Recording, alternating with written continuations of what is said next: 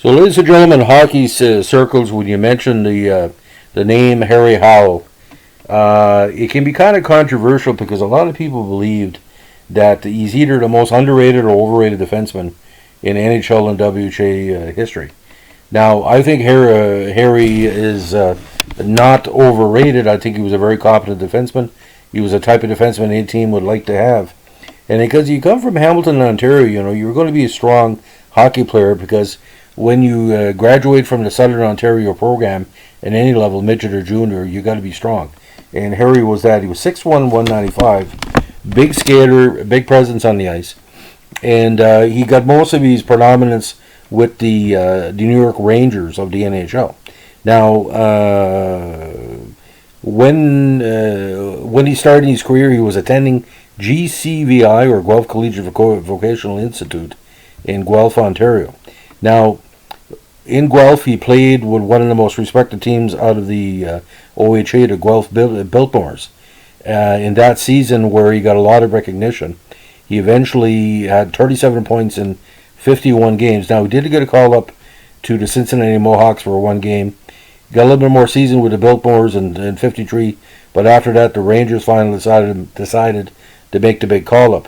And he put up very consistent numbers. Actually, in his first dozen seasons, he would barely break 20 points, but in the second half of his career, when Rangers become more offensive, he was putting up big titles. And get this, ladies and gentlemen, he had his career year with the Rangers almost 2 decades after he started.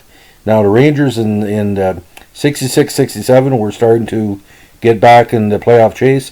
He had 40 points that year, including 12 goals. Now, let's put this in consideration.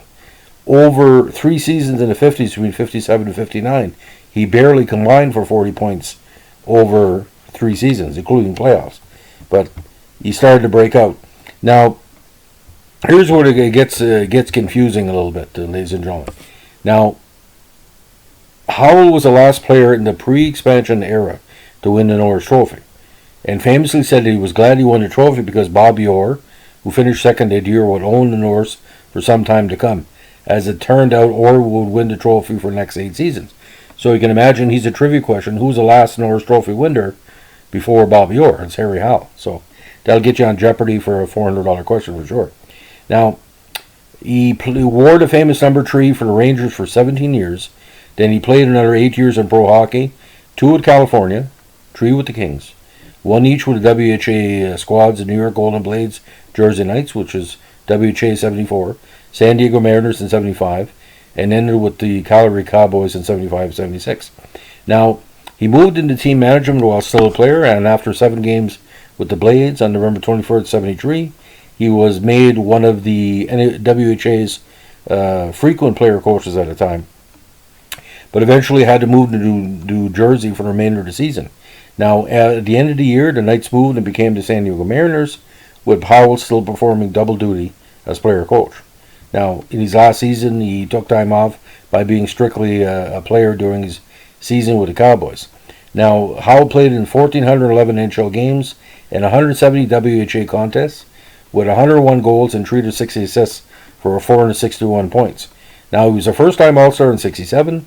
He played in All-Star games in 54, 63, 64, 65, 67, 68, and 70. Now, when he left the NHL, Howell played more games as a defenseman than anyone else and remained 6th in all-time games played as a defenseman. He also holds a record for most games for a New York Ranger at 1,160. Now, after retiring as a player, he became GM to Cleveland Barons for the 78 season because the Barons were in dire financial circumstances and merged with Minnesota at the end of the season. Howell became head coach of the merged Minnesota North Stars for the 79 squad.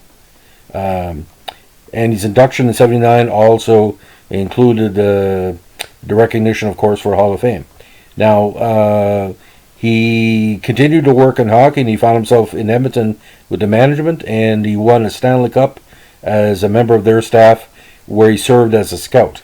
Now, which is kind of bizarre because all the years he played in the NHL and the WHA, he never won a championship, and he's scouting players that Edmonton basically later on would trade to rebuild their team after the situation, what happened with Lindros and Gretzky and Messi and all that. So now Howell's number 3, along with Andy Bathgate's number 9, was retired by the Rangers on February 22nd, 2009 versus the match versus the Maple Leafs. Now, in the 2009 book, 108 Ranger Greats, which we always mention, the authors ranked Howell as top 10, or number 10, all-time on the Rangers players list. Now, awards and achievements, again, 52 Memorial Cup in Guelph, Baltimore's great squad, and, of course, James Norris Stanley Cup, and the record for Rangers uniform games. But I do remember, ladies and gentlemen, when he was going on the California kick. He played in Oakland and California and L.A.